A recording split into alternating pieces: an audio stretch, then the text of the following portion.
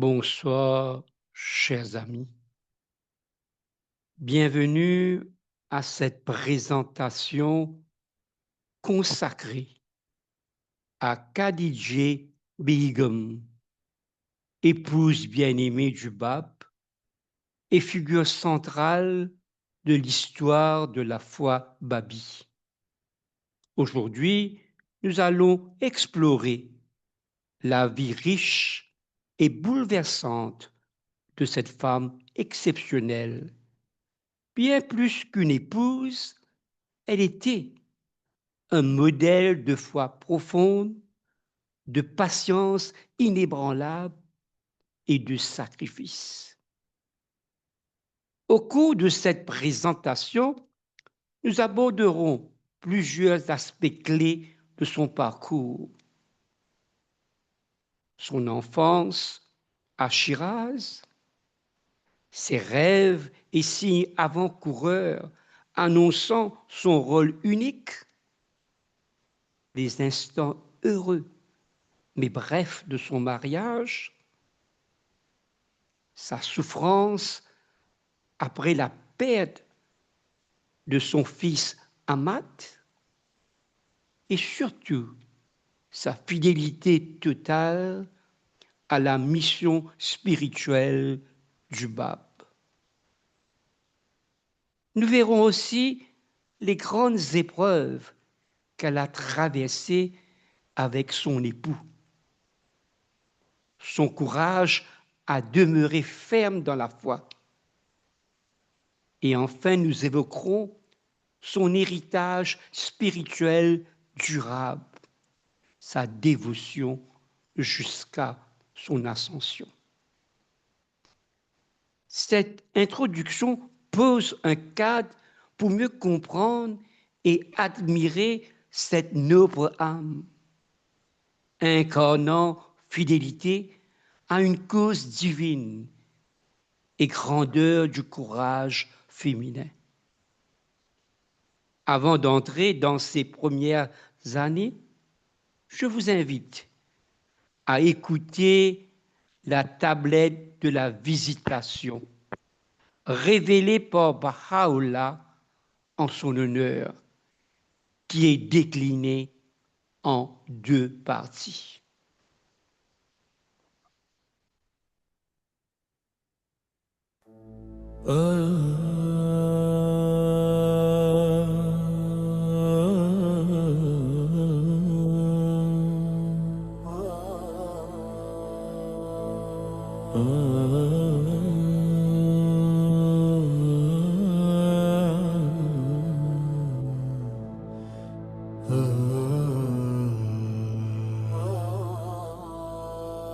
Il est le consolateur des affligés. Ô plume en vérité, une grande tribulation et une puissante calamité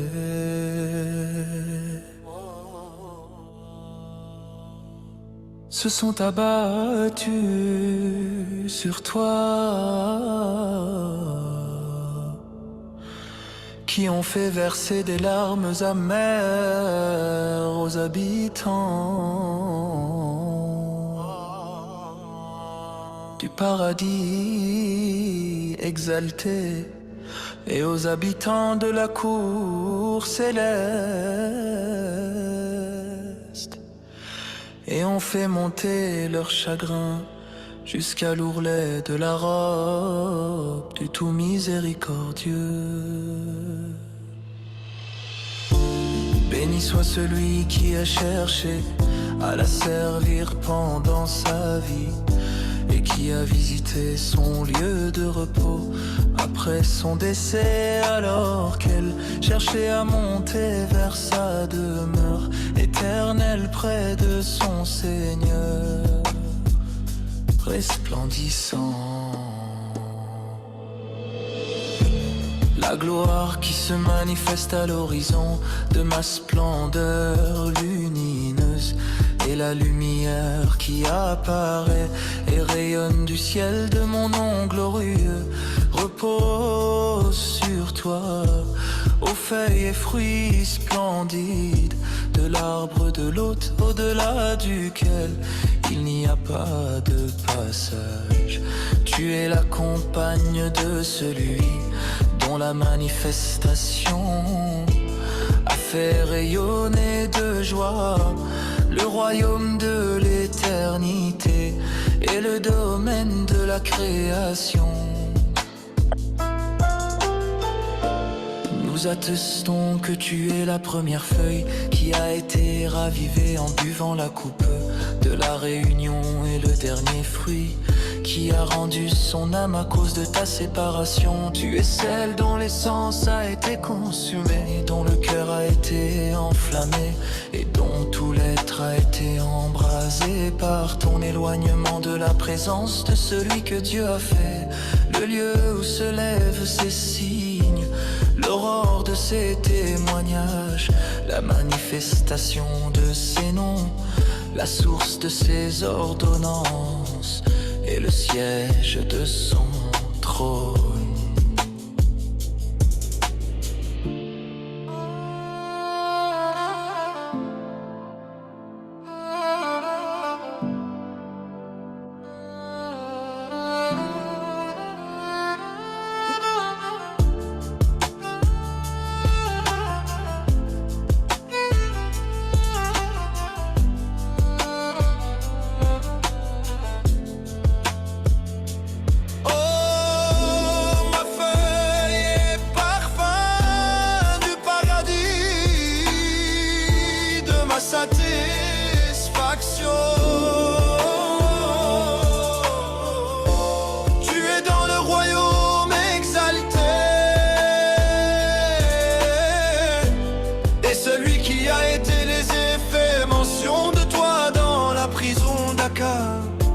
Tu as respiré le parfum du vêtement divin avant la création du monde de l'être.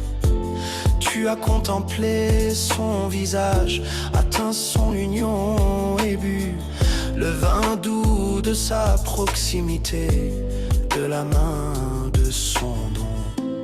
Nous témoignons que deux signes ont été combinés en toi. L'un, le signe de la réunion qui t'a ressuscité. L'autre, le signe de la séparation qui a causé ta mort. Combien de nuits tes soupirs profonds se sont élevés haut dans l'amour de Dieu, et tes larmes ont coulé à la mention de mon nom glorieux. En vérité, il était avec toi, et il te voit consumé par les flammes, ton ravissement, ton désir ardent et ton extase. Et en vérité, il entend le désir de ton cœur et les gémissements de ton esprit.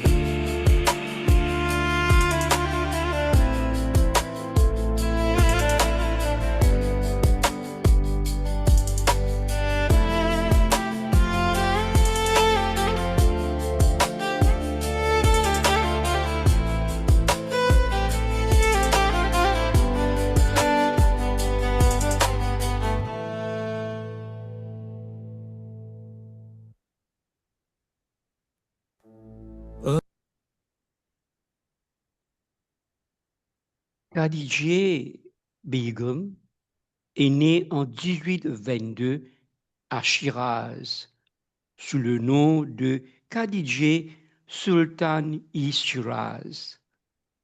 Le titre Begum signifie dame et exprime le respect sans faire partie de son nom. Elle était la deuxième fille de sa famille. Son père, Shahid Aka Mirza Ali, était un marchand spécialisé dans l'importation venant de Bouchir. Moins prospère que ses frères, sa mère, Hadjiye Bibi, de Jairum, veuve avant ce mariage, eut un fils, Mohammed Midi, poète, et une fille, Ami Haji, qui épousa plus tard le tuteur du Bab, Haji Mirza Sid Ali. Alors, parmi ses frères, Haji Mirza Abul Kazim poursuivit le commerce familial, tandis que Haji Mirza Sid Hassan devient enseignant en médecine et étudia la théologie. Elle avait aussi une sœur nommée Zaira. Dans son enfance, Khadijah connaissait bien Chiite Ali Mohammed, c'est-à-dire le Bab, étant cousine paternelle de la mère du Bab, c'est-à-dire la nièce du père de la mère du Bab. Les maisons du tuteur du Bab, Haji Mirza Sid Ali, et de Mirza Ali, père de Khadijah, étaient voisines. Ainsi, le Bab et Khadijah étaient voisins et compagnons de jeu. Mirza Sid Hassan, frère de Khadijah, avait à peu près leurs âges. Lors des jeux, le Bab évitait souvent de participer, mais restait gentil et attentionné. Khadijah appartenait à la lignée des Afnan, titre honorifique pour certaines familles maternelles du Bab, suivant la foi bahaï. Il regroupe les frères, sœurs et descendants de la mère du Bab, mais sans rôle administratif particulier. Cette proximité dès l'enfance a fortement influencé leurs relations futures. Grandir entouré de proches pieux et instruits a contribué à forger la stature morale et spirituelle de Khadijah, ainsi que sa force face aux épreuves. Cependant, avec l'âge, les conventions sociales les empêchèrent de continuer à se fréquenter.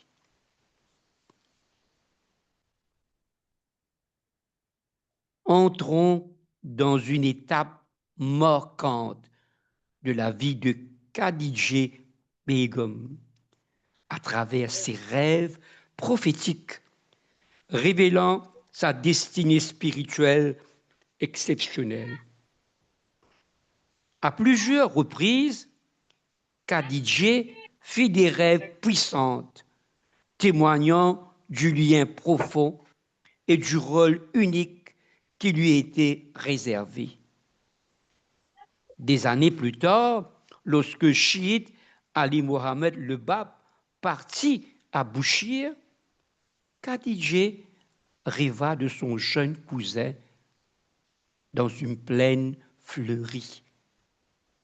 Tourné vers le Qibli, la Mecque, et priant. Il portait un limbadif brodé des versets coraniques en fil d'or. Son visage rayonnait de lumière.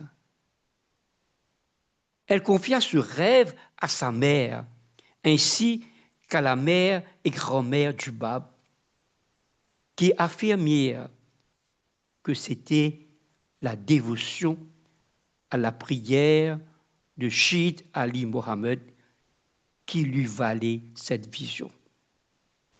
À l'époque, il avait 16 ans. Quelques années avant son mariage, un autre rêve marquant survint.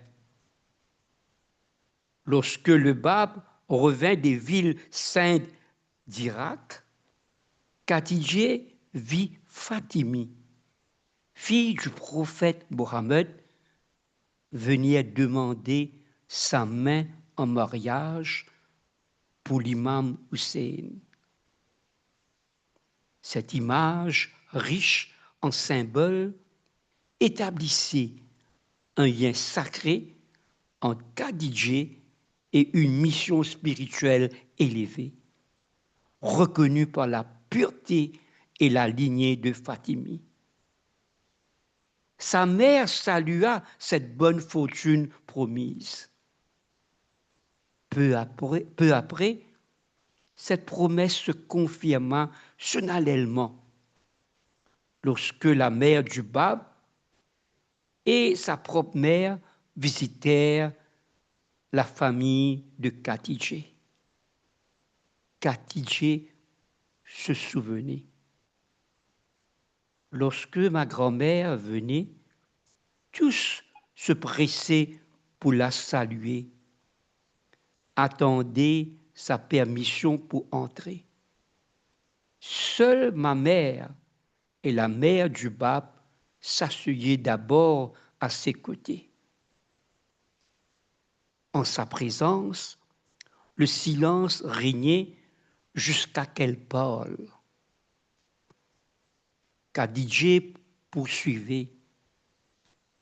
Après que toutes furent assises, je leur servis du sharbat et quitta la pièce.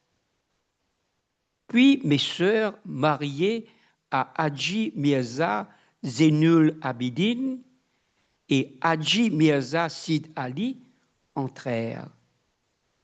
Peu après, elles partirent toutes. À ma grande surprise, la mère du Bab m'embrassa sur le front. Intriguée, ma mère m'expliqua. Ce baiser signifie qu'elle a demandé ta main en mariage pour son fils. Ton rêve est devenu réalité. Touché, Khadijah se sentit empli de bonheur et d'espoir. Le respect et la considération entourant Shahid Ali Mohammed, ainsi que les récits positifs de Khadijah avaient entendu, l'avaient déjà convaincu de la grandeur exceptionnelle de son cousin. Elle confia. Depuis ce jour, un grand émoi remplit mon cœur. Il semblait que les portes de la miséricorde et de la bonté de Dieu s'ouvraient largement devant moi. J'étais fier de ce mariage proche. Cette nouvelle plongeait Khadijah dans une joie profonde et un sentiment d'honneur, consciente que son destin dépassait les liens familiaux pour devenir une vocation spirituelle élevée. Elle se sentait élue pour une mission sacrée, bien au-delà des conventions sociales. Ces événements prémonitoires marquèrent le début d'un parcours qui allait transformer sa vie personnelle et l'histoire d'une foi nouvelle appelée à bouleverser son temps.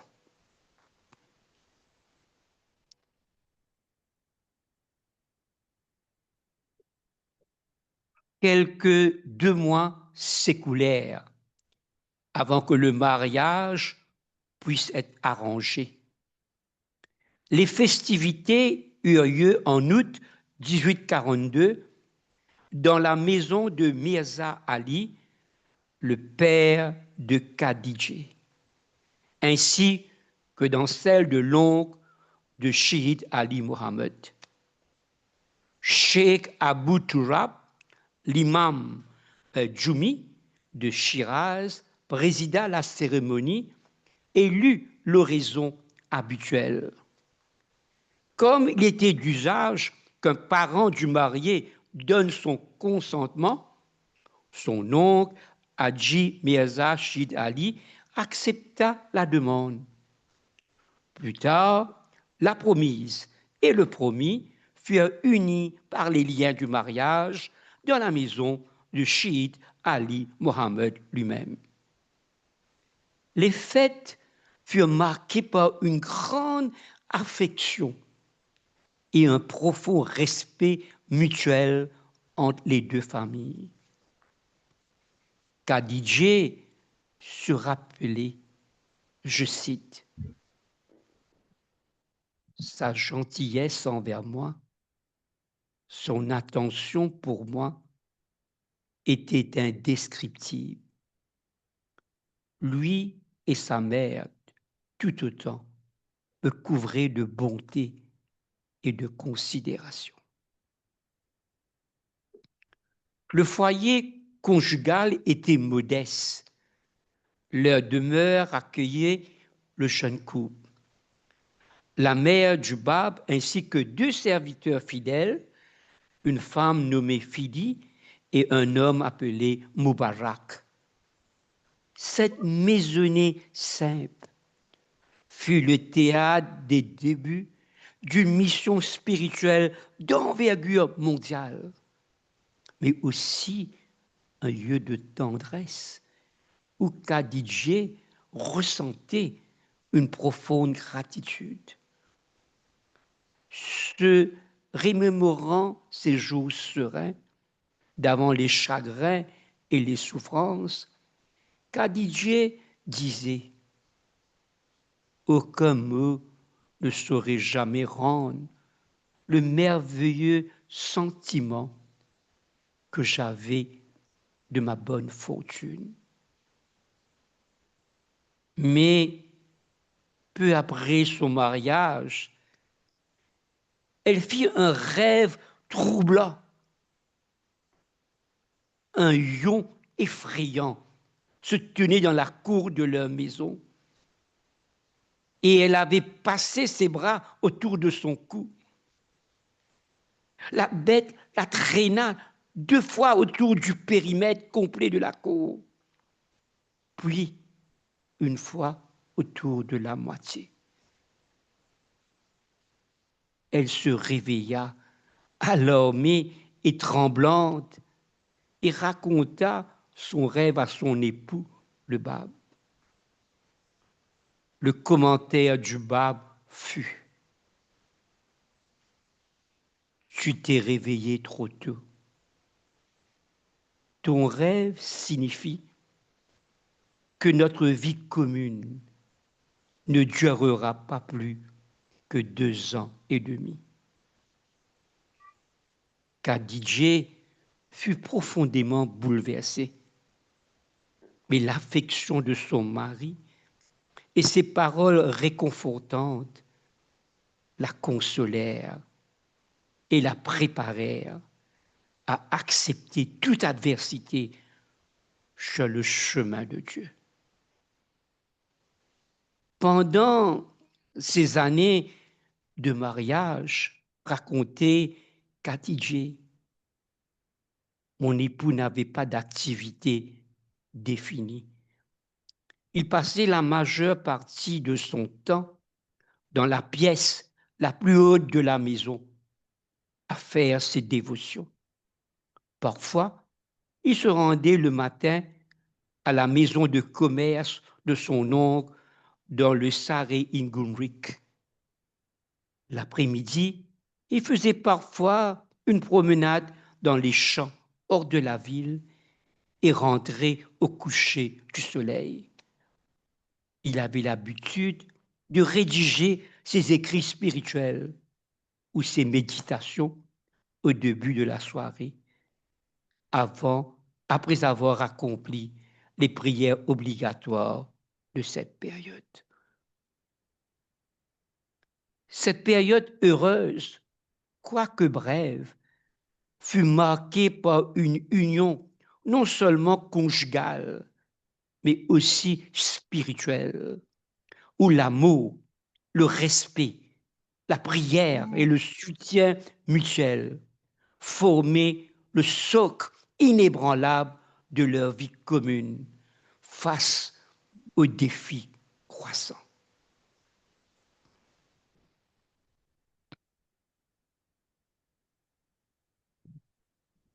Rapidement, Khadija tomba enceinte. L'accouchement fut extrêmement difficile et dangereux. Sa belle-mère avertit le Bab que sa femme était sur le point de mourir. Près du Bab se trouvait un miroir sur lequel le Bab écrivit une prière. Puis il demanda à sa mère de le tenir devant Khadija. Après ce geste, l'enfant naquit sans danger, mais sa vie fut malheureusement brève. La mère de Chid Ali Mohammed lui reprocha alors: si tu possèdes de tels pouvoirs, pourquoi n'as-tu pas tenté de sauver l'enfant afin d'épargner tant de souffrances à ta femme? Le Bab répondit en souriant: ma destinée n'est pas de laisser une progéniture. Cette réponse irrita sa mère, mais il resta silencieux face à ses reproches. L'enfant, un fils nommé Hamad par son père, fut inhumé sous un cyprès dans l'ensemble funéraire de Bibi Duktaram. Dans la Sourate ul-Karaba, le chapitre de la parenté de son grand livre Kayulmul Asma, le Bab évoqua Ahmad en ces termes: ô concours de lumière, écoute mon appel depuis le point de feu dans cet océan d'eau blanche, comme neige sur cette terre pourprée. En vérité, je suis Dieu, auprès de qui il n'y a point d'autre Dieu. Sur le trône exalté, une femme noble et très aimée, portant le même nom que la bien-aimée du premier ami, fut unie en mariage à cette grande souvenance. Et en vérité, je demandais aux anges des cieux et aux habitants du paradis de témoigner en vérité de la souvenance de Dieu. Ô bien-aimé, estime autrement la grâce de la grande souvenance, car elle vient de Dieu l'aimer. Tu ne seras pas une femme comme les autres femmes si tu obéis à Dieu dans la cause de la vérité, la plus grande vérité. Sache la grande bonté qui t'est conférée par l'Ancien des jours et sois fier d'être la compagne du bien-aimé qui est aimé par Dieu le très grand. Suffisante en toi est cette gloire qui te vient de Dieu le très sage, le très loué. Sois patiente dans tout ce que Dieu a ordonné pour le pape et sa famille. En vérité, ton fils Ahmad est avec Fatimi, la sublime, dans le paradis sanctifié. Une autre mention d'Ahmad se trouve dans le Surat ul-Abd du même ouvrage. Louange à Dieu, qui a donné à la consolation des jeux dans sa jeunesse Ahmad. En vérité, nous l'avons élevé jusqu'à lui. Ô consolation des jeux, sois patiente dans ce que ton Dieu a ordonné pour toi. En vérité, il exécute tout ce qu'il veut. Il est le très sage dans l'exercice de sa justice. Il est ton Seigneur, l'ancien des jours, et loué soit-il dans tout ce qu'il a décrété.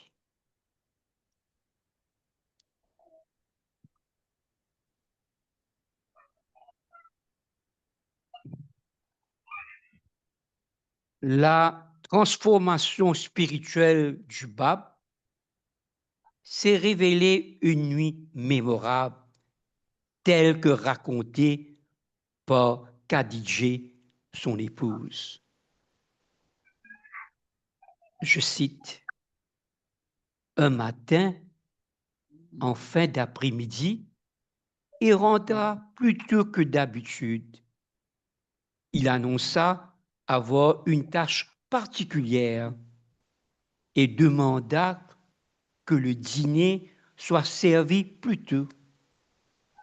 Fidi, la servante, fut informée et la famille prit son repas dans la chambre de la mère de Chid Ali Mohammed. Puis, il se retira pour la nuit. Peu après, Khadijah se souvient. Une heure plus tard, quand la maison fut calme et que tout le monde dormait, le Bab se leva et sortit. D'abord, je ne m'inquiétais pas, mais l'absence dura plus d'une heure. Alors je partis le chercher. Je ne le trouvai nulle part. J'essayai la porte sur la rue, mais elle était fermée. Je me rendis au toit où je vis que la plus haute chambre était tout éclairée.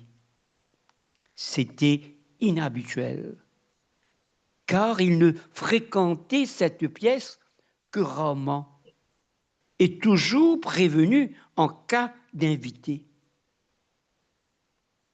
Poussé par l'émotion, je montai la cour. Je le vis alors, les mains levées, chantant une prière d'une voix mélodieuse. Des larmes coulaient sur son visage. Son visage rayonnait de lumière. Il était si majestueux que la peur me saisit. Je restais figée, tremblante. Je ne pouvais ni avancer, ni reculer. Prête à crier, il fit un geste me signifiant de revenir en arrière. Ce geste me redonna courage et je retournai me coucher. Toute la nuit, j'étais troublé. Cette scène ne cessait de revenir. Je me demandais ce qui pouvait susciter tant de larmes et de prières. au lever du jour, Fidi apporta le thé dans la chambre de ma belle-mère et alla prendre le sien. Je la suivis et en posant les yeux sur lui, la majesté de la nuit précédente revint. Je pâlis et frissonnai. Il buvait tranquillement. Sa mère était sortie. Le Bab me regarda avec douceur et m'invita à m'asseoir. Il me donna le reste de son thé que je bus. Sa tendresse m'apaisa. Quand il me demanda ce qui m'inquiétait, je lui répondis franchement, « Vous n'êtes plus le même que celui que je connus enfant. Nous avons grandi et sommes mariés depuis 2 ans. Vous avez changé. » Je crus voir que cela l'attristait. Le Bab sourit et dit, « Dieu voulait que vous me voyiez ainsi cette nuit pour dissiper tout doute. Sachez que je suis la manifestation de Dieu attendue depuis 1000 ans. La lumière rayonne de mon cœur et de tout mon être. Je crus en lui, me prosterner et mon cœur s'apaisa. À partir de ce moment, j'ai vécu pour lui, humble et dévoué, oubliant tout de moi-même. Nabil atteste la foi profonde de Khadijah, la femme du Bab, perçut dès l'aube de sa révélation la gloire et l'unicité de sa mission. Nulle femme, sauf Tahirée, n'égala sa ferveur et sa dévotion spontanée. Baha'u'llah, dans la prière de la visitation qu'il révéla en son honneur, lui dit, « Tu es seul, qui, avant la création du monde, trouva la fragrance du vêtement du miséricordieux. » Chaque fois que Khadijah évoquait son mariage et la séparation forcée, elle était submergée par le chagrin, au point de perdre momentanément la parole, touchant profondément tous ses auteurs quand elle racontait sa vie.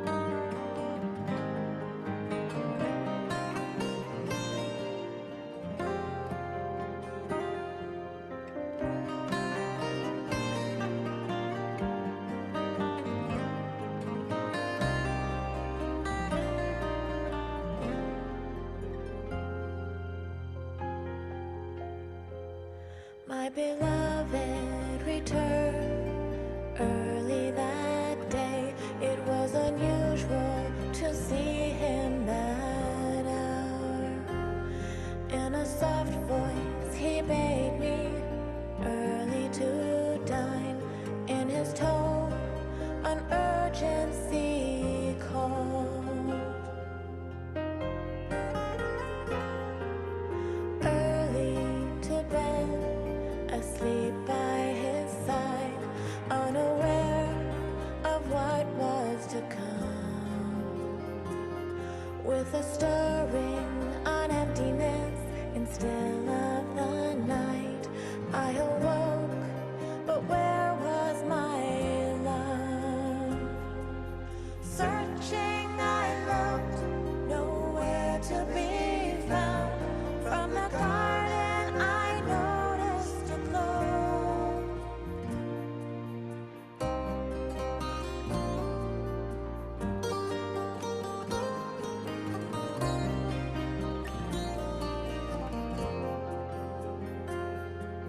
expecting against, I'm sure he would say, yet a presence, I felt it so strong. And with every step, a growing concern, who could be calling this hour? Searching I looked, nowhere to be found. From the garden I noticed a glow. From the windows above, a radiant light. And finally I gazed on his face. I stood Il est parti. there, paralyzed, frozen in time. My beloved Bon, bye. enveloped in Allô, Bix. light. A gesture, his gentle hand motioned me back. I was at once freed from the spell. When the morning light came, still trembling inside, I had bowed, my heart was transformed. He offered his tea with his own sweet hand. I would drink from this fountain of life. His glorious hand, I drink from this cup, knowing with certainty my eyes so clear. The memory and praise of him shall remain till the end of time. His glorious hand, I drink from this cup, knowing with certainty my eyes so clear. The memory and praise of him shall remain till the end of time. His glorious hand. Maintenant, nous allons passer à la déclaration de la mission du Bab.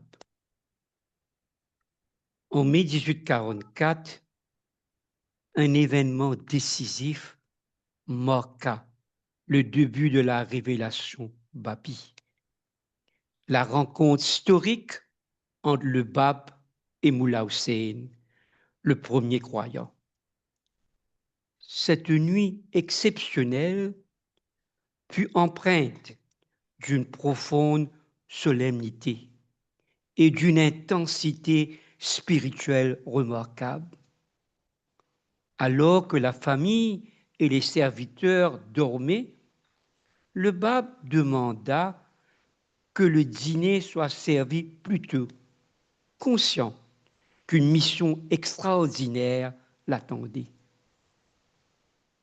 Il accueillit Moula Hussein dans la maison familiale et engagea avec lui un dialogue spirituel. La voix du Bab, récitant des versets inspirés, remplit la maison d'une atmosphère sacrée. Khadija, bien que retirée dans sa chambre, resta éveillée, écoutant les paroles de ce premier entretien révélateur qui inaugurait une nouvelle ère nouvelle. Khadija fut ainsi témoin privilégié des débuts de la mission sacrée de son époux. Son attachement et sa foi envers le Bab se renforcèrent dès ce premier instant. Elle comprit que l'enseignement à venir ne relevait pas d'une simple affirmation, mais constituait l'accomplissement d'une prophétie millénaire.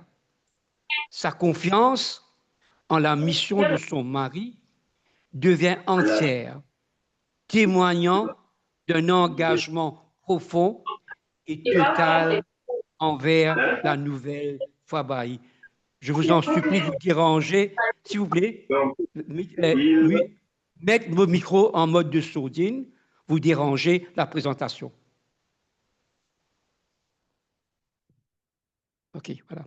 Alors, ce moment inaugura une ère nouvelle durant laquelle la foi se propagea malgré des oppositions grandissantes.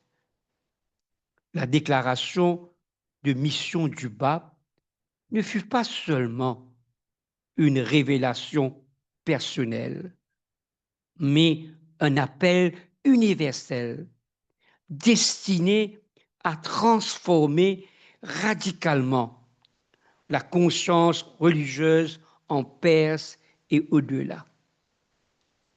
Par son soutien inébranlable et sa dévotion ardente, Khadijah incarne dès le premier jour la fidélité et l'amour pour cette cause divine.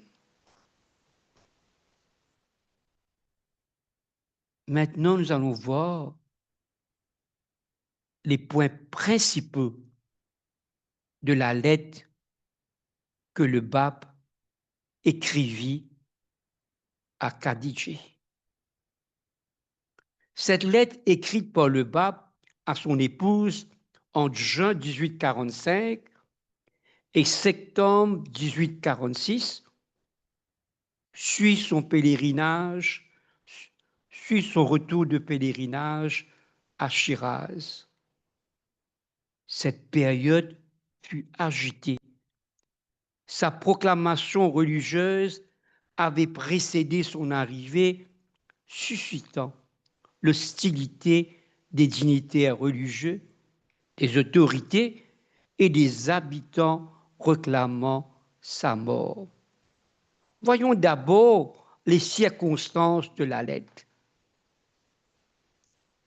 La situation familiale était critique. Haji Mirza Sid Ali, le grand-oncle maternel du pape, avait abandonné ses affaires par peur. Haji Mirza Abdul Kazim, frère de Khadijah, était anxieux malgré la prospérité de son commerce. Et la maman et la grand-mère du pape redoutaient pour la vie du pape et l'honneur familial. La famille organisa donc une réunion avec deux oncles venus de Bouchir et de Yazd pour convaincre le pape d'abandonner sa mission. Le pape refusa catégoriquement, provoquant détresse et tension. Sa mère tomba malade de chagrin et le pape quitta la réunion, disparaissant 1 ou 2 jours. Maintenant, quels sont les points principaux de cette lettre? Premier point, la résignation divine. Le pape exprime sa soumission absolue à la volonté divine. Ce qui est ordonné arrivera malgré les troubles. Deuxième point, la préoccupation familiale. Le pape mentionne la tristesse causée par certaines paroles de sa mère, tout en se réjouissant de sa guérison. Le troisième point, le message de réconfort. Le pape console son épouse. Ne pas céder au chagrin. Fait preuve de confiance et de confiance en la grâce divine. Les bénédictions divines sont abondantes. le salut de Dieu est proche. Et le quatrième point, le pape demande des prières. Il réclame qu'elle transmette ses salutations à sa mère et sollicite ses prières pour trouver réconfort. Quelle est la signification spirituelle de cette lettre? Cette lettre révèle l'humanité du pape face aux épreuves, tout en affichant une foi et une conviction inébranlable. Cette lettre témoigne de son amour familial, mais de sa détermination à poursuivre sa mission malgré l'adversité et de sa confiance totale en la providence divine.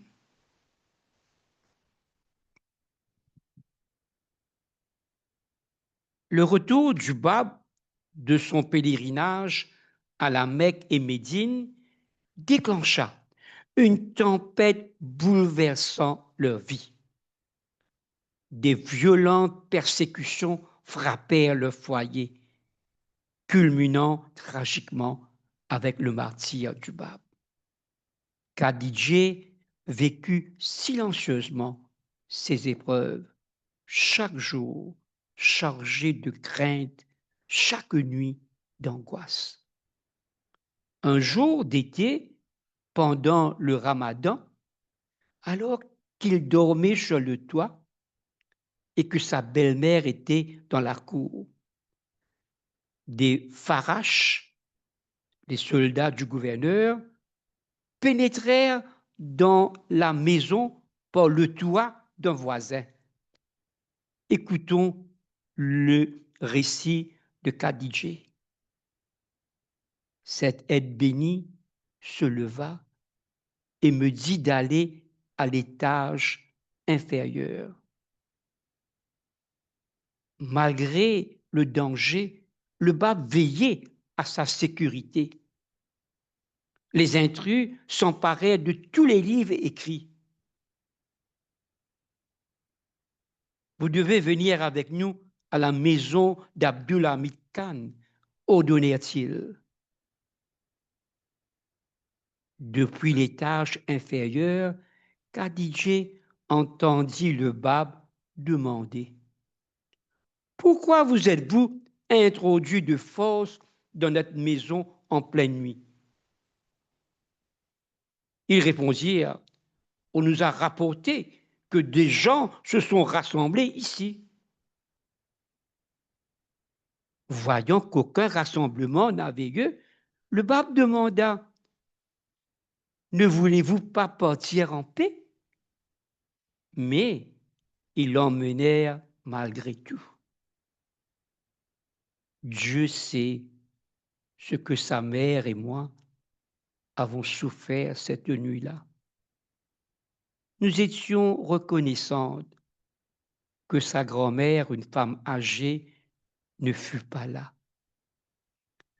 À l'aube, le pape revint, son châle de cachemire déchiré. Abdulhamid Khan avait pris la moitié du châle pour lui, parce qu'il voulait de l'argent du pape et le pape n'avait pas d'argent sur lui. Alors il a coupé le châle et a gardé une moitié pour lui. Son frère, Hadji Mirza Abdul Kazim, documenta ces événements dans une lettre encore conservée. Le pape fut arrêté et détenu chez le Daroughi, alors que la rumeur d'une mise à mort circulait. Hadji Mirza Sayyid Ali, son oncle, fit tout pour l'aider malgré ses propres tortures. Dans ce climat de peur, Zahira Begum, sœur de Khadijé, s'illustra discrètement. À cette époque où aucun homme de la famille n'osait venir, seule ma sœur venait déguisée en mendiante. Près de la Masjid Inor, elle échangeait son tchadour contre des haillons pour porter des nouvelles. Seul Sheikh Abou Turab, l'imam Jumi'i, osa montrer sa compassion. Zara implorait son aide, mais il avoua son impuissance face à l'inimitié ouverte d'un membre de la famille persécutant le Bab. Quand les ulémas condamnèrent le Bab et que le gouverneur confirma leur sentence, l'imam refusa de signer. 3 ulémas acharnés virent exiger sa signature, mais il les chassa. Sous la pression des femmes, il proposa que le Bab soit présenté à la mosquée Vakil pour abjurer. Les héros annoncèrent un rassemblement. Nous avons peur que cela tourne mal, mais on disait qu'après son repentir, il pourra revenir. Cela nous rassurait. Mais les femmes ne pouvaient aller à la mosquée. Les nouvelles furent terribles. Au lieu de se rétracter, le Bab prononça des paroles qui attisèrent la colère du gouverneur et des clercs. Il fut remis en prison. Puis, une épidémie de choléra frappa Shiraz, vidant la ville. Dans ce chaos survint un miracle. Un jour, à notre immense joie, il revint à la maison pour 2 ou 3 jours. Seuls quelques proches furent au courant. Ce furent leurs derniers instants ensemble. Quelques jours avant le Ramadan, il annonça qu'il ne pourrait plus rester à Shiraz et qu'il partait cette nuit-là. Malgré la tristesse, vint un soulagement.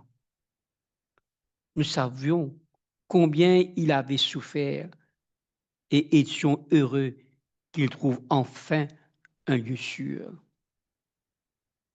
Les jours des adieux furent chargés.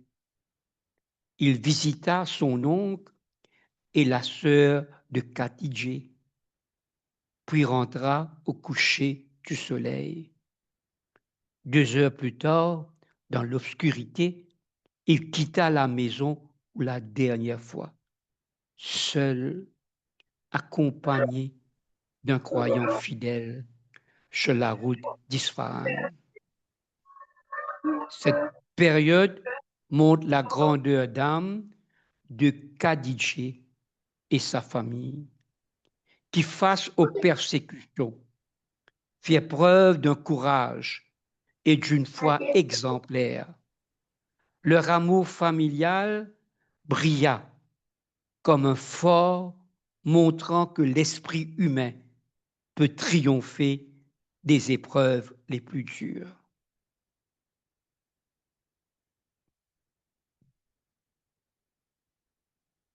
Le départ du Bab de Shiraz fut une douleur profonde pour lui. Son épouse Khadijah et leur famille. Conscient des dangers, il quitta son foyer, laissant derrière lui une épouse aimante et une famille bouleversée. Celles qui l'aimaient ressentirent à la fois douleur et soulagement. Nous qui savions combien il avait souffert à Shiraz, étions heureux qu'il puisse enfin atteindre un lieu sûr. Exilé d'abord à Isfahan, puis à Tabriz, il s'éloigna graduellement de sa famille. Chaque déplacement creusait davantage la séparation, rendant les contacts rares et périlleux. Khadija souffrit beaucoup de cet éloignement. À la maison de son oncle, où elle était protégée, elle attendait anxieusement des nouvelles. Le silence et l'incertitude augmentaient sa souffrance, intensifiée par la répression des croyants et de leur famille. Elle se souvenait des moments heureux avec le Bab, qui apaisait son cœur blessé. Mais la séparation pesait lourdement. Cette attente fut une épreuve de foi, ponctuée de patience douloureuse et nourrie par sa confiance en la justice divine. Chaque jour, sans nouvelles, renforçait son angoisse. Chaque nuit se remplissait de prières et de larmes silencieuses. Malgré les persécutions, la famille resta un soutien inébranlable. Hadji Mirza Abdul Kazim, frère de Khadija, joua son rôle crucial en apportant secours et réconfort. Victime à son tour des cruels traitements, il demeura fidèle à sa foi et à sa famille. Sa bravoure attestée par ses lettres. Son oncle, Hadji Mirza Sid Ali, ne cessa d'œuvrer pour protéger le Bab et ses proches, affrontant lui-même souffrance et violence avec un courage inflexible. La sœur de Khadija, Zahra, mena une mission courageuse pour apporter nouvelles et réconfort, bravant les dangers pour maintenir le lien familial. Cette solidarité vitale pour Khadija lui donna la force de résister face à l'oppression qui cherchait à détruire les liens sacrés de l'amour et de la foi. Ces années d'exil et de séparation furent une épreuve déchirante, mêlant peur, douleur et espoir. Khadija resta fidèle au Bab et à sa mission, son cœur mêlant larmes et foi profonde. Cette période révéla la force exceptionnelle de sa dévotion et la résistance des croyants face à l'adversité. Dans sa solitude, elle puisa dans sa foi la force de traverser ces jours les plus sombres. L'éloignement physique ne brisa jamais le lien spirituel au Bab. Dans ses prières silencieuses et ses méditations, elle conserva la flamme vivante de son amour et de sa fidélité. Cette époque d'exil invite à méditer sur le courage exemplaire de Khadija et des proches du Bab.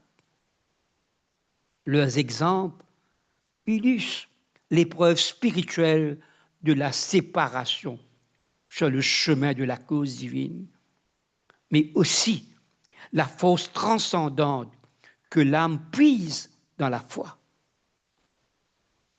Face à l'oppression, ils manifestèrent une résistance spirituelle, illuminant leurs heures les plus sombres. Leur fidélité, leur amour et leurs expériences témoignent de la puissance de l'esprit humain à triompher des souffrances les plus cruelles.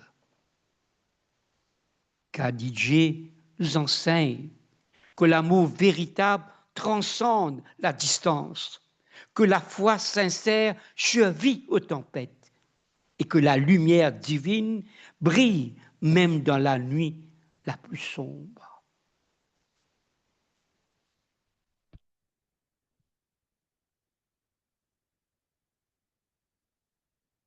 L'année 1850 marque une étape tragique et décisive dans l'histoire du Bab.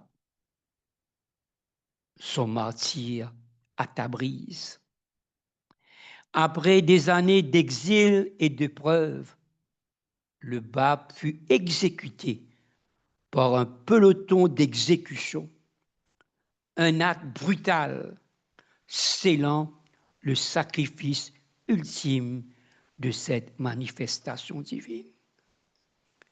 Cette exécution fut d'abord tenue secrète, notamment dissimulée aux femmes de la famille, afin de préserver leurs espoirs et leurs équilibres émotionnels.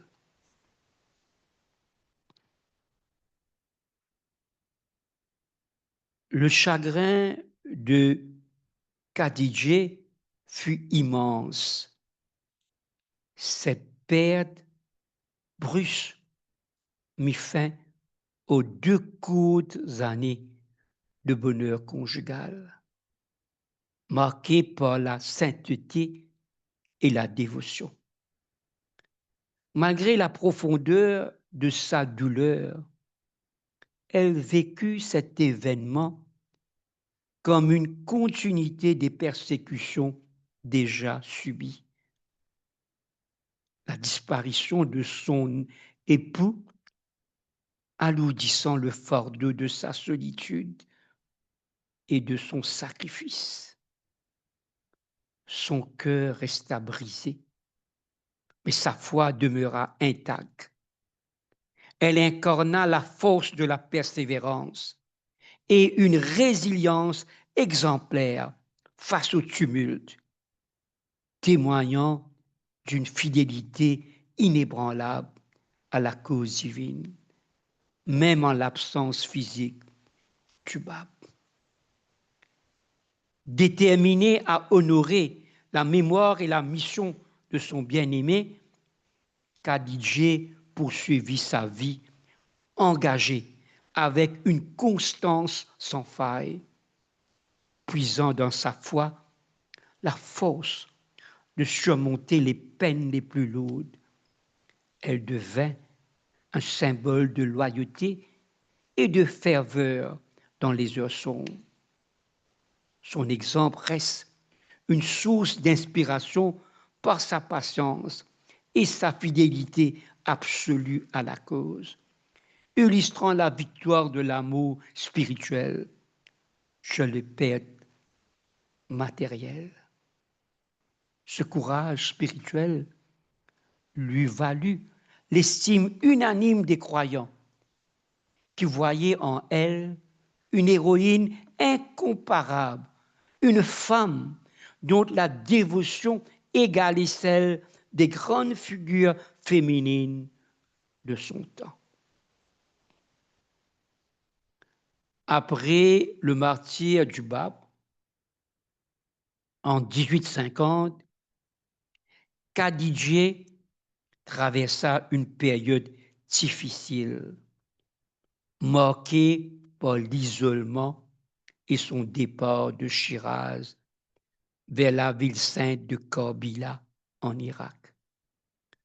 Accompagnée de sa sœur, la veuve de Haji Mirza Sid Ali, et du serviteur dévoué Hadji Moubarak, elle chercha un refuge paisible, loin des persécutions touchant la famille et les fidèles. Malgré la surveillance constante, elle trouva le courage de vivre avec dignité et patience. Dans ces années d'isolement, Khadija reçut des rares visites des croyants babis, notamment les filles de Oudjat et quelques dames de Néris.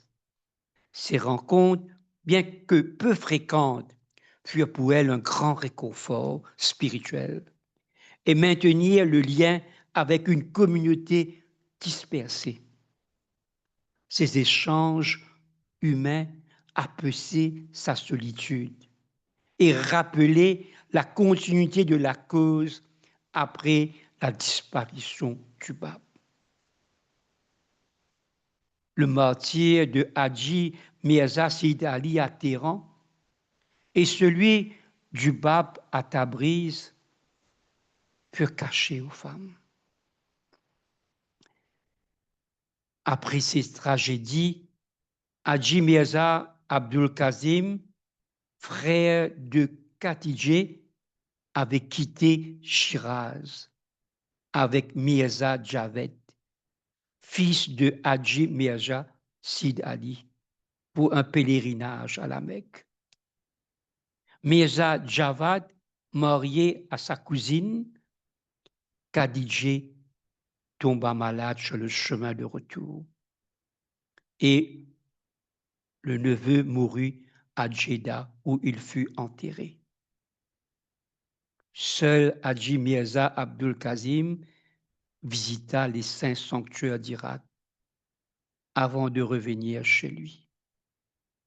Plus d'un an après les martyrs du Bab et de son oncle, il arriva avec la triste nouvelle de la mort de Mirza Javad, révélant aussi que son père avait été décapité à Téhéran, dévoilant ainsi la vérité sur le martyr du Bab. Alors, Mirza Javad était le fils de l'oncle maternel du Bab. Et l'oncle du Bab a été décapité à Téhéran. La mère du Bab, inconsolable, souffrait aussi des malveillances de certains membres hostiles de la famille. Ne pouvant supporter ses blessures, la maman quitta Shiraz. D'abord, elle est allée à Mashhad, puis elle changea d'avis, loua la maison du Bab à Mirza Mohammed Hussein, puis accompagnée de Bibi Gashwar et de Hadji Mogaraf, s'installa à Korbila pour la fin de sa vie. Plus tard, Mirza Abdul Hadji et son épouse, toutes deux croyants, rejoignirent Korbila. L'épouse de Mirza Abdul Majid servit la mère du Bab avec dévotion. Khadija rappelait ces temps sombres. Son départ de Shiraz augmenta mon chagrin. Je n'avais plus celle qui me consolait par son amour. Je vivais avec ma sœur qui avait perdu mari et fils en peu de temps. Son chagrin était plus grand et je devais la soutenir. Fidi, notre fidèle servante, était toujours à mes côtés. À Shiraz, on disait à Fidi et aux autres que le maître et son oncle étaient partis à Bombay pour affaires. Quand la maison était en réparation, Fidi répétait joyeusement que le maître, c'est-à-dire le Bab, revenait bientôt et que la maison serait prête pour son retour.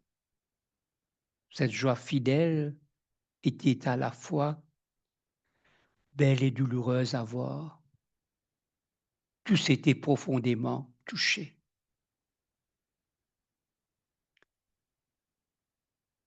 Les années passèrent et Mirza Aka grandit, me témoignant un attachement profond.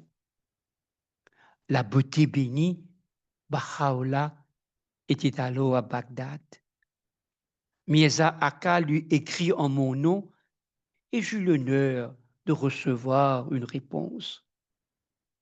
Puis arriva le jour où Mullah Mohammed Zarandi, appelé Nabil et Azam, se rendit à Shiraz avec un mandat de la beauté bénie pour annoncer sa mission au peuple chubayan. Dans la maison de Mirza Aka, il déclara aux croyants réunis que le promis du Bayan était venu. Et tous jurent leur loyauté. Un jour, je lui demandai de me rendre visite. Caché derrière un rideau, j'écoutais attentivement. Quand il prononça que la beauté bénie était celui que Dieu rendra manifeste, promis dans le Bayan, un profond sentiment m'envahit, semblable à celui ressenti cette nuit-là sur le seuil de notre chambre haute. Je sus alors avec certitude que la promesse divine de la 9e année s'était accomplie. Sans hésiter, j'inclinai mon front jusqu'au sol en adoration et en remerciement murmura: offrez à ce seuil sacré ma plus humble dévotion. Ma soumission fut immédiate et totale. Khadija accueillit avec foi cette nouvelle mission de Baha'u'llah, trouvant dans cette promesse un renouveau, malgré la douleur et la séparation. Sa capacité à reconnaître la continuité de la révélation divine, malgré ses épreuves, témoigne de sa profondeur spirituelle remarquable. Par ailleurs, Khadija reçut le soutien moral et spirituel de Baha'u'llah, qui est l'incarnation vivante de la promesse de la 9e année. Depuis la Terre Sainte, Baha'u'llah envoya des tablettes et des présents à Khadija à Shiraz, transmis par des messagers fidèles comme Cheikh Salman. Ces échanges furent pour elle une source précieuse de consolation et d'encouragement, témoignant de l'attention constante portée à sa personne et à sa dévotion. Ainsi, après la séparation tragique d'avec son époux, la vie de Khadija fut marquée par la douleur, l'isolement et une fidélité inébranlable. Sa constance dans la foi et son rôle de gardienne fidèle de la mémoire et de la cause du Bab permirent de maintenir un lien précieux avec l'héritage babi malgré les épreuves. Dans ces dernières années, entourée des proches et de croyants, elle demeura un symbole d'endurance spirituelle et d'espérance face aux nombreux obstacles. Ce portrait de vie après le martyre invite à méditer sur la force intérieure exemplaire de Khadijah, figure discrète mais essentielle de l'histoire de la foi babi et de la religion bahaï naissante. Elle incarne patience, amour fidèle et soutien silencieux, nourrissant la foi même dans les périodes les plus sombres. Nous abordons maintenant ces dernières années. Dans ces dernières années, Khadijah formula 3 requêtes importantes, révélant sa profonde conscience en Baha'u'llah. Ces requêtes furent transmises par Munire Kanoun, épouse d'Abdul Baha, à Baha'u'llah. Ces requêtes concernaient, premier, la restauration de la maison du Bab à Shiraz, où elle souhaitait vivre en mémoire de son époux. Deuxième, le mariage de son neveu Haji Sid Ali avec Furungiye Kanoun, une fille de Baha'u'llah, pour unir leur famille à la nouvelle révélation. Et troisième, la permission de voyager à Akka afin de contempler la présence de son Seigneur sur le chemin pour lequel le Bab, son époux, avait donné sa vie. Baha'u'llah accorda toutes ces demandes. La maison du Bab fut réparée et Khadijah y résida. Toutefois, l'affluence des visiteurs irrita les adversaires. Haji Farhad Mirza, gouverneur général de la province du Fars et oncle de Nasiruddin Shah, ordonna sa démolition. Grâce à l'intervention de Mirza Abul Azam, secrétaire en chef, et de Mirza Zainul Abedin Khan Ali Abadi, tous deux Bahaïs proches du prince-gouverneur, cette destruction fut évitée. Et Khadijah demeura un temps chez sa sœur avant de retourner à la maison de son époux à Shiraz. Sa seconde requête concernant le mariage de son neveu fut cause d'un chagrin secret. Haji Sayyid Ali avait promis, si accepté, de venir de Yazd pour l'emmener en Terre Sainte.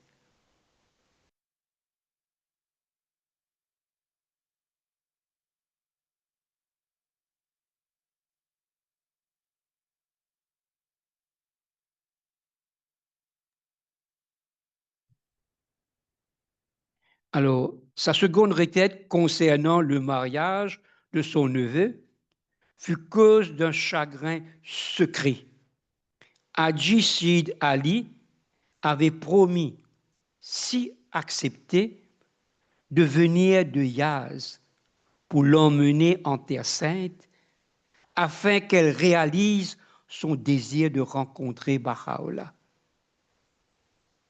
Mais lorsqu'il apprit le consentement de Baha'u'llah, il rompit sa promesse, évoquant des obstacles pour venir à Shiraz.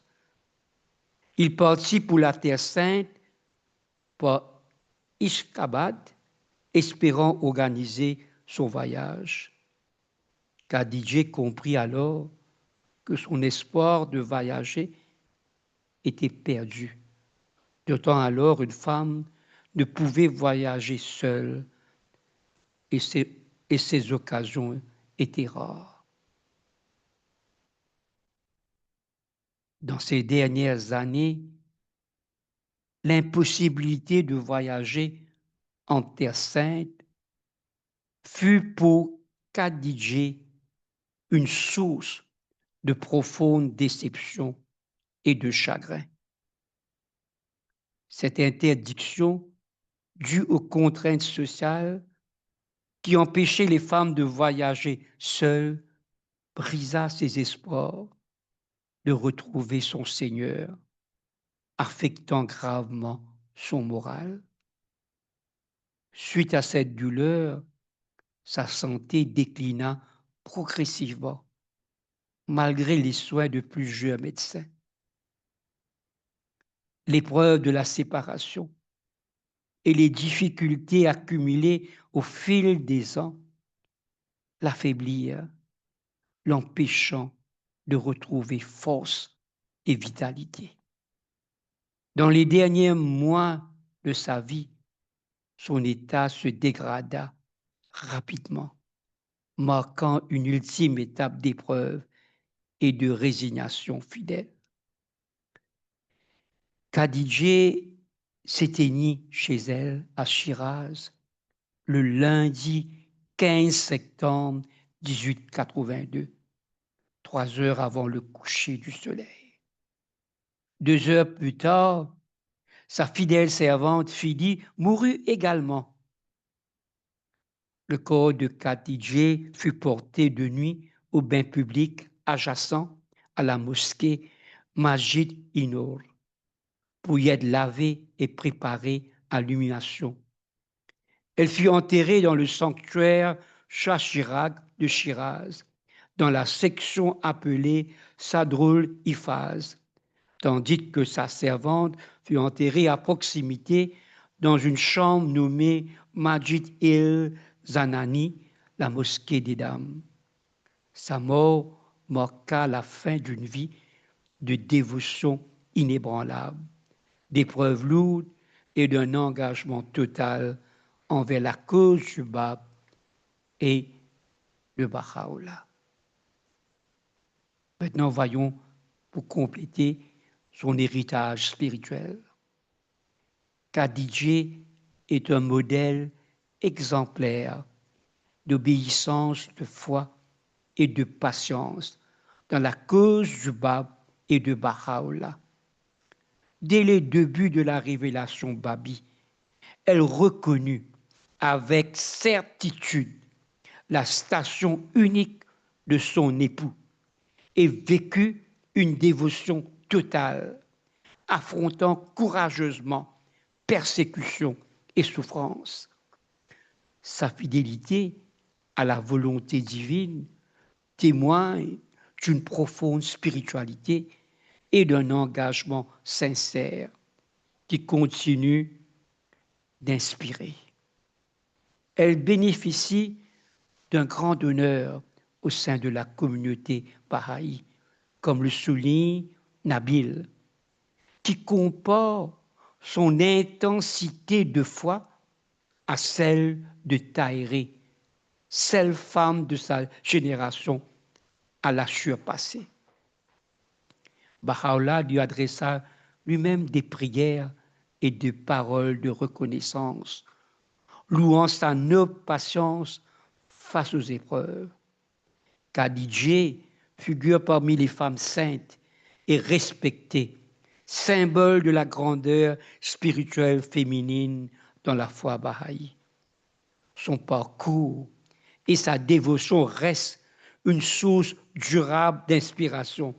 Son exemple enseigne une force tranquille face à l'adversité, la persévérance dans la fidélité à la vérité et une soumission ardente à la volonté divine. Sa vie et ses enseignements continuent d'éclairer ceux qui s'engagent pleinement sur le chemin spirituel, faisant d'elle un guide et une lumière pour les croyants à travers les âges. Je voudrais, pour terminer, remercier Christine pour sa collaboration et aussi à Nadège qui a mis en musique la tablette de la visitation.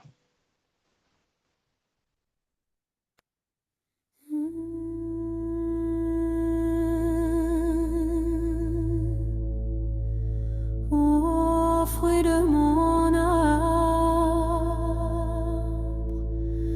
dans ta la tribulation, la mer de la douleur s'est déchaînée et les brises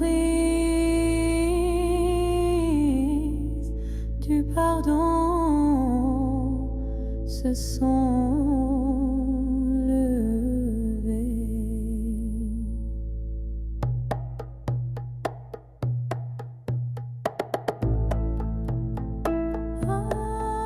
Je témoigne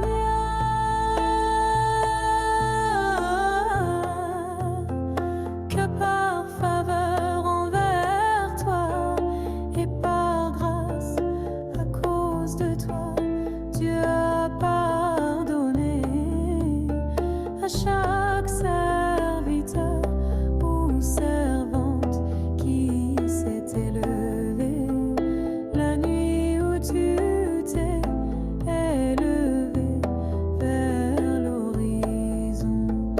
D'abord est le royaume exalté, où le lendemain, à l'exception de ceux qui ont ouvertement nié la vérité de Dieu et ce qui a été révélé par lui. Et si Dieu t'a-t-il distingué, ô ma feuille, par cette très grande générosité et cette station très auguste et ancienne?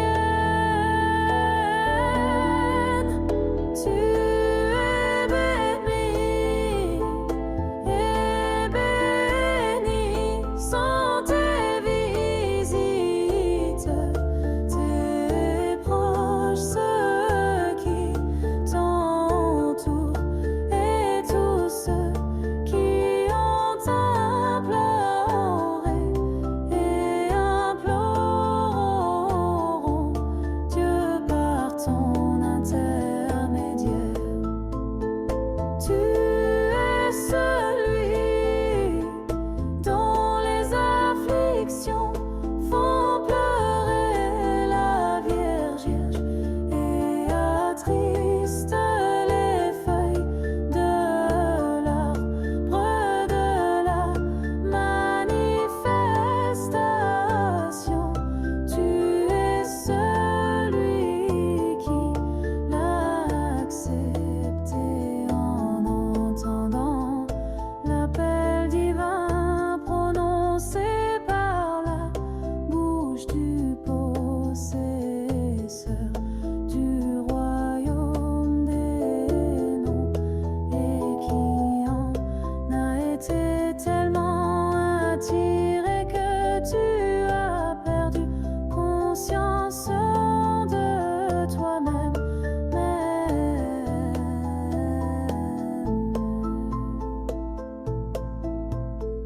Oh,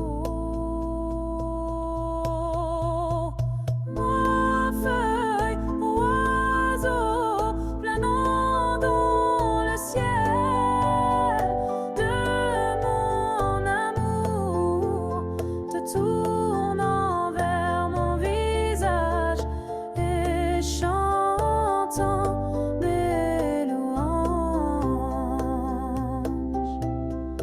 En vérité, nous avons révélé pour toi ce que ni les affaires des cieux